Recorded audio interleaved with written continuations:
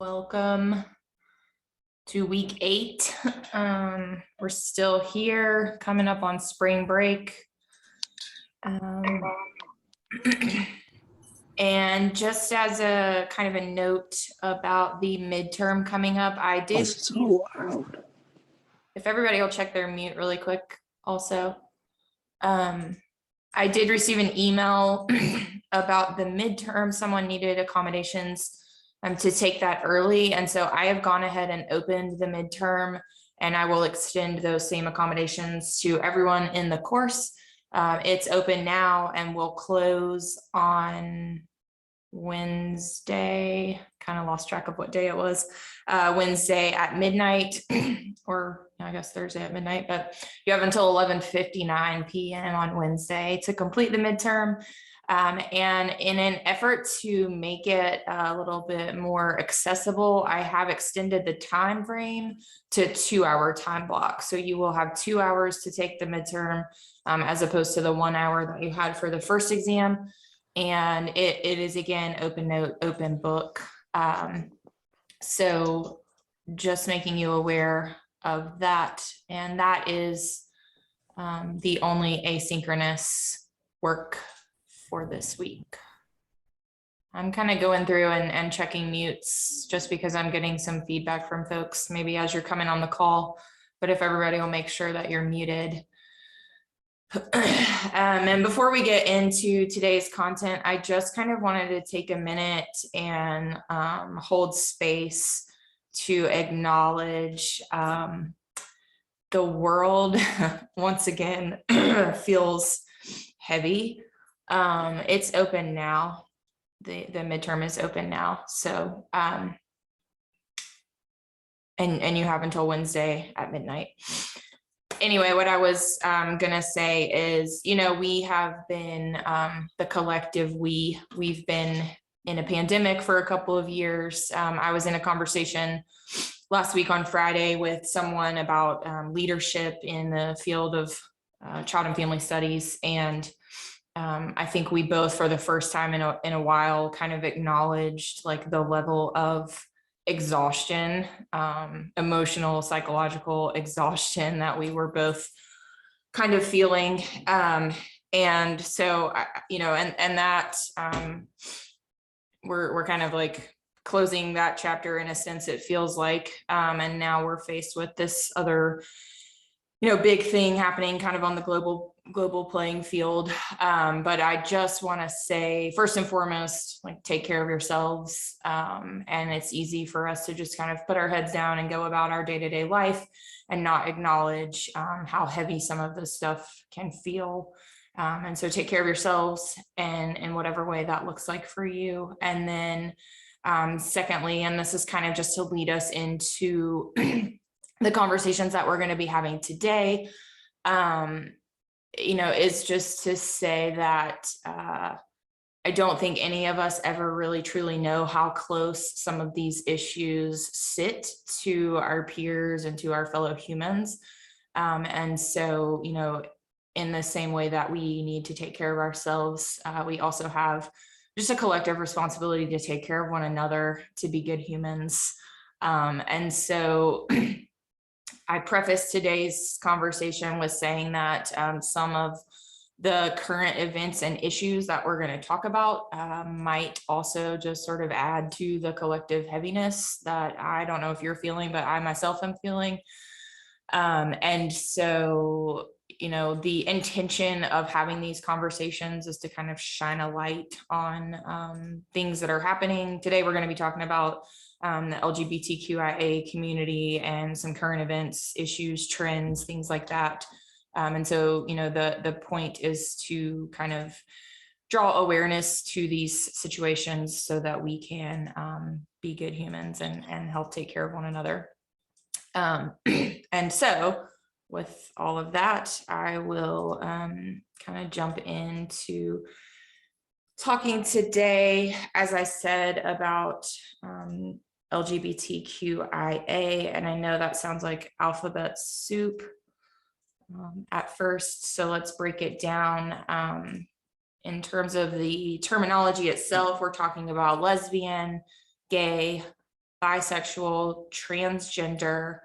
The Q can either refer to folks who identify as queer or questioning their gender identity, sexual orientation, and intersex individuals, as well as asexual individuals and or allies. So folks who may not identify as any of these that you see listed here, but who identify as allies in support of these folks. And so I think to begin the conversation, and I'm not going to talk too much today, we're going to spend the bulk of our time in breakout groups, as I said, talking about kind of current events and topics in this community. But I do think we need to just kind of hit the highlights for folks in terms of making the distinction first and foremost between sexual orientation and gender identity. So when we think about sexual orientation, this is defined as an enduring emotional, cognitive, and sexual attraction or non-attraction. In the case of folks who identify as asexual, that would be a non-attraction. But it's essentially one's sexuality. And so these labels that you see down here, hetero, homosexual, bisexual, pansexual, lesbian, gay, and asexual. Would anybody be willing to define pansexual for us, either using the chat or going off mute?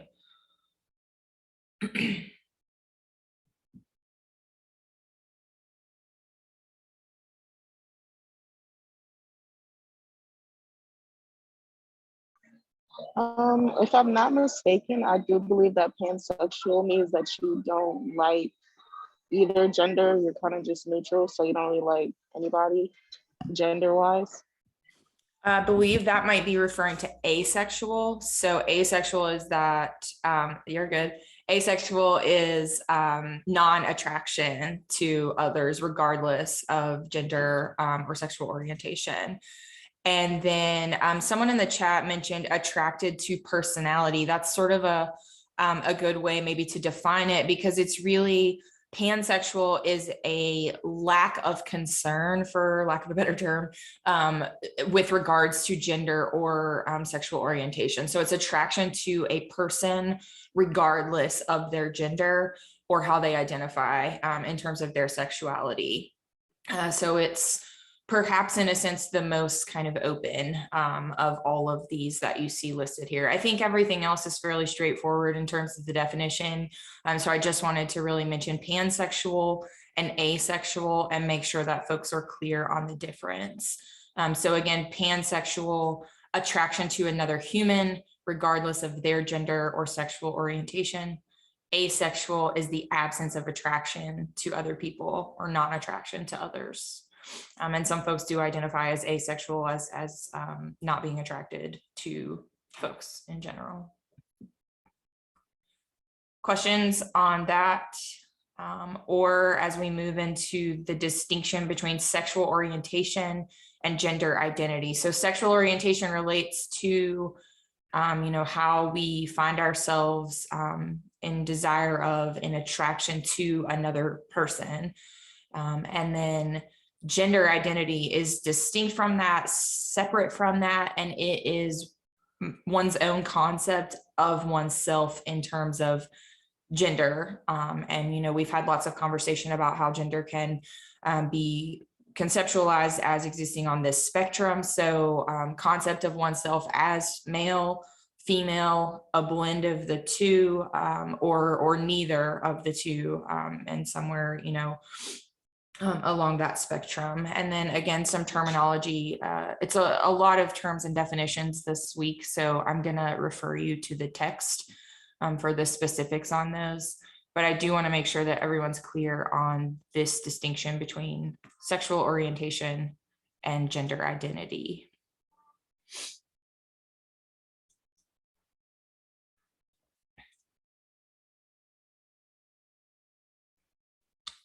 Do you want to elaborate on your comment in the chat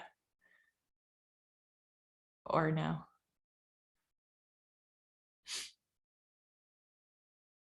Totally up to you.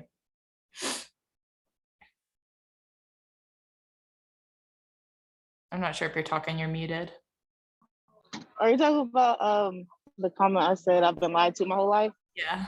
Um, so when I say that, I didn't know that asexual was the definition I said, because Mhm. my friend, she's pansexual, and she always told me, you know, I don't really like boys or girls. I'm kind of just in the middle. I So see. I was like, oh, okay. I thought that's what that meant, but I didn't know that definition that I said was for asexual. So I was like, I've been lied to my whole life. Got it. Okay. Yeah. Well, and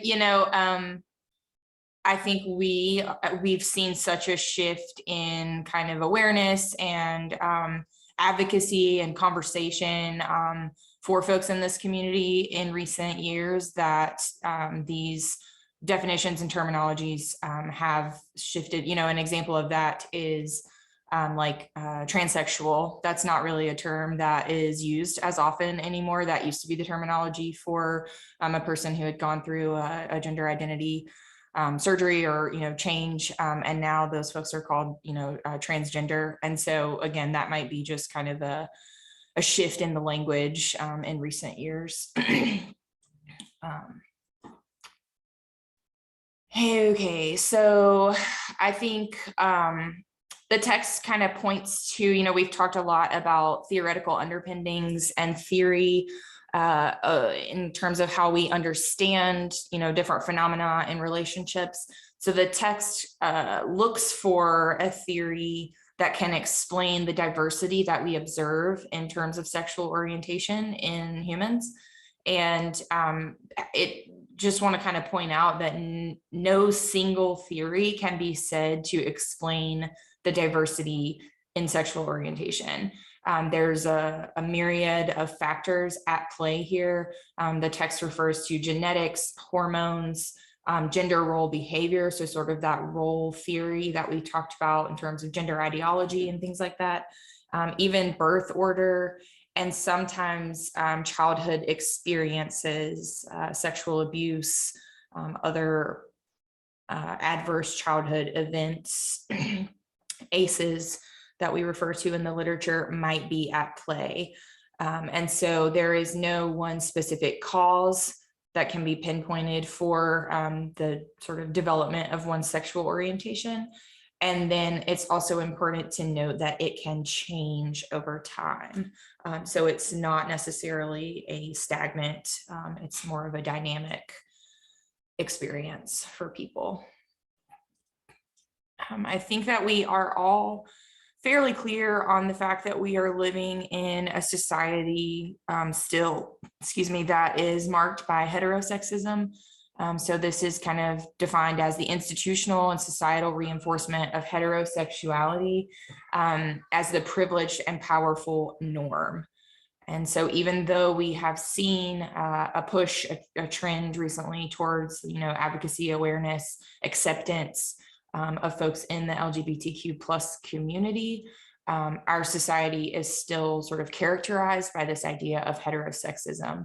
And what that leads into then is these other ideas that you see on the list: prejudice, discrimination, homophobia, biphobia, bi-negativity, transphobia. And I think if you think about, the definition of those in terms of orientation and then, add the phobia piece to it, it's pretty straightforward what is being referred to there. The fear of, the even hatred of folks who are other than, oneself or than the majority, the norm. And yeah, so that kind of is going to lead us into some of the issues that groups will be assigned to discuss today are unfortunately, related to these ideas of negativity and phobias towards folks in this community. Just want to make sure that I don't overlook anything major. So I will tell you in regards to looking at the chapter to go back and particularly the issue of coming out and the issue around parenting. The text raises some interesting ideas related to kind of the process and the idea of someone coming out to their family, to society. as well as issues in parenting that are related to LGBTQ plus. And so if you will make sure you've read the chapter, there will be some content on the midterm related to this stuff. But I want to allocate the majority of our time today to breakout sessions. And so everyone on the course page should have access. And Gina, I saw that you requested access. I did grant access to everyone at the beginning of class to the Google Slides. They're under class materials for today, called Group Work Current LGBT plus Events. And there are 8 of them, kind of relating back to what I shared at the beginning of class. I completed this PowerPoint a couple of weeks back, finalized it, and had these things in it. And I went back in last night and updated it to add a news article about what's happening in Texas, even just last week.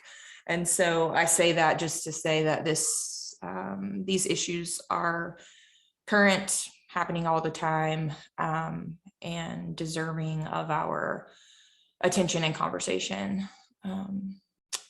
And without any further ado, I'm going to stop my share, I guess, for a minute. If you will make sure that you've opened up the PowerPoint, I'm creating breakouts for you right now. And there's the initial slide is guidance for what you need to talk about. So I want you guys in your breakout sessions, and you can add this to the group slides so that I can post it all to the course page, but we'll come back together and kind of summarize what was your issue. How does your group sort of stand on the topic or the issue? Are you in agreement on, how it's being handled, or what the issues are at play? How does what I've given you to talk about relate to our course content as well? And then kind of, if you take a stance together, share that. And if not, give your kind of opposing viewpoints. And that's fine too. The point is to have a healthy dialogue and a respectful dialogue, but we can have differences of opinion, especially on some of these hot topic issues. So please feel free to speak as you believe on these. And this will be a safe space for us to come back and share. And let's see, it's 10:17. Let's give it about 15 minutes or so to do this work, and then I'll check in with you before that time marker, but we'll come back around 10:30.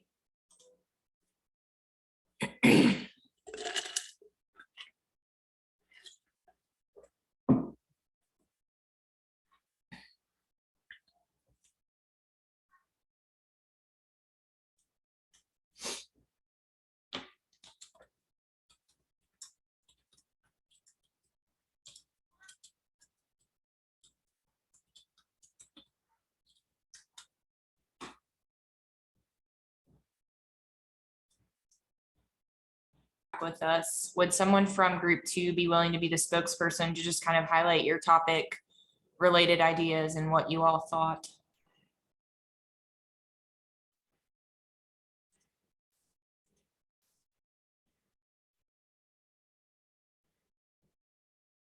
Folks from room 2, that would be Corinne, DJ, Macy. And if somebody from group 1 is back, it looks like Sarah, if you're in the main room and you want to kind of summarize group 1 for us, keep us in order, that'd be great. Yeah, so our article was about a bill trying to be passed in Florida. The bill was basically limiting the conversation around the LGBTQIA plus community in schools. And our group generally was in agreement about the issue. We thought that it was wrong, and limiting that conversation and denying that openness to the younger generation is really impactful on their identity, on their own personal identity, and how they view others. We basically just talked about how at such a young age, kids are still trying to figure out like where they stand in their sexual identity and orientation. So it's really important to keep those conversations open in public schools. Sure. And, kind of related to what I said at the beginning of the call in terms of like not knowing how close some of these issues sit to other people. We don't know what a child's family dynamic is or what their home life looks like. And so even if, they're not, in like K-2 realm where they're not necessarily probably forming, sexual orientation ideas and things like that. I think that there's still a level of respect for, where they come from that needs to be extended to all children, especially in a public school setting. So thank you for that. Group 2, would someone be willing to synthesize your issue for us really quickly?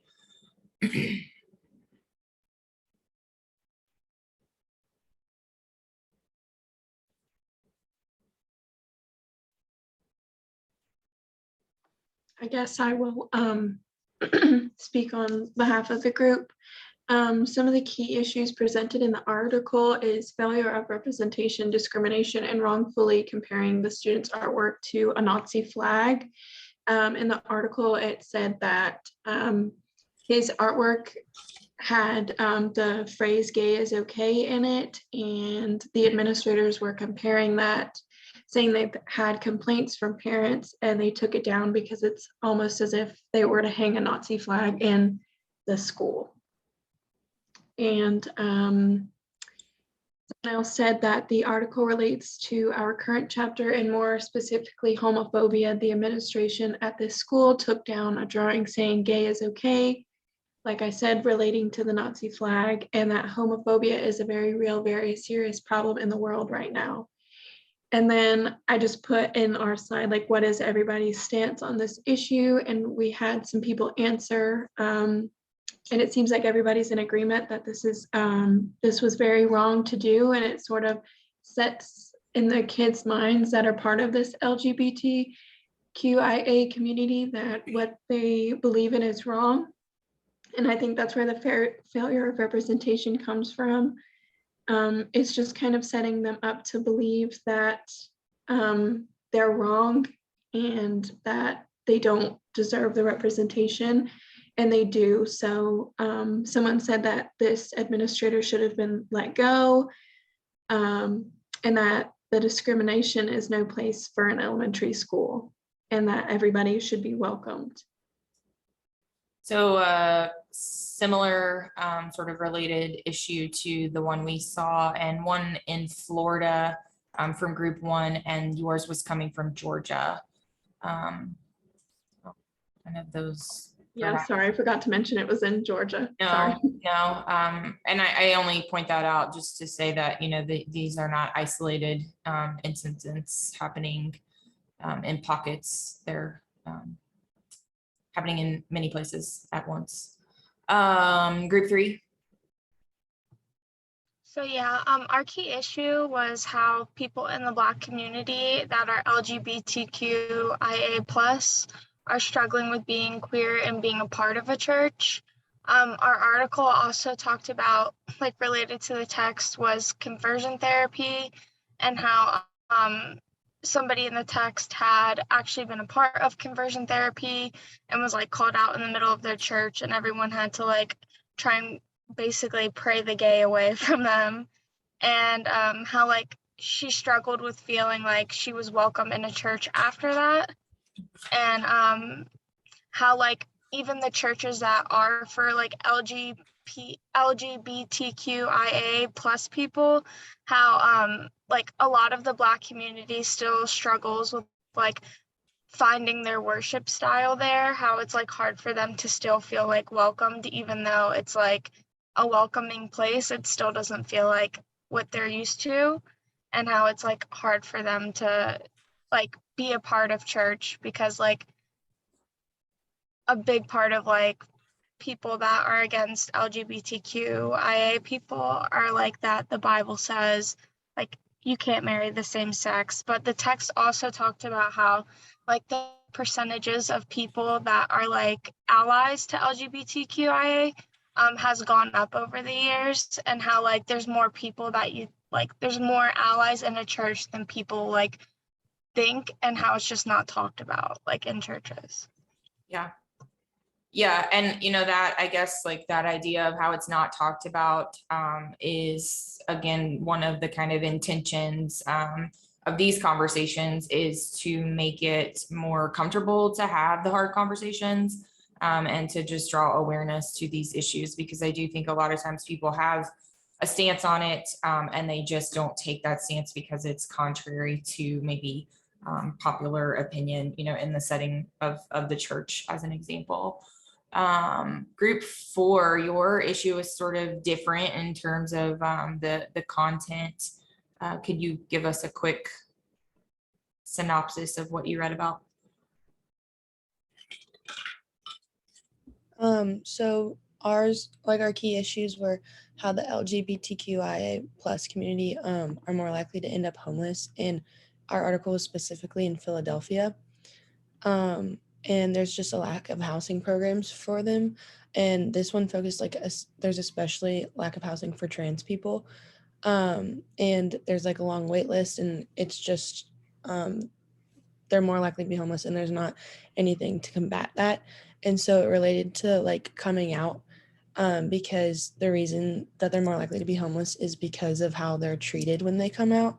As like, if their family doesn't take it well, they can kick them out, and like discrimination in school or workplace can cause them to like not get a good job or just be difficult. And so that leads to homelessness, and that's how we related it back to the book. And we all agreed with the article and how it was difficult for them and how it is more likely for them to be homeless, and that we think there should be programs like this. This one was called the Way Home program. So there should be more programs like that, because even with this program, their wait list was like triple the amount that they could take, and they, even in the housing, they can only stay a year and then they're kicked out again. So while there still is like there is a program, it's just, it needs to be worked on to make it better for the growing community. Yeah. And so while this isn't necessarily an issue of like overt discrimination and kind of in the same way that we saw the other issues being presented, this is more of a kind of an access equity issue that is more maybe long-term and definitely a byproduct of discrimination. But I think of this in terms of like access and equity. And so unfortunately, we're not going to have time to go through the other groups. My intent for today was for you to have these conversations kind of in breakout session anyway. But I will encourage you all, I'll post this as soon as I am done with the call. And if you have the time and the interest to go back in and just kind of look at some of these other issues, some of them related to the pandemic and outcomes in terms of mental health and wellness for LGBTQ plus community related to the pandemic, and then some other issues in terms of equity and discrimination. And again, one from Texas kind of happening now in the news. So anyways, that is our time for today. Again, the midterm is open, available to you until midnight on Wednesday. So make sure that you access that between now and then. I hope you all have a safe and happy spring break. Take care of yourselves, take care of each other, and I will see you back in a couple of weeks.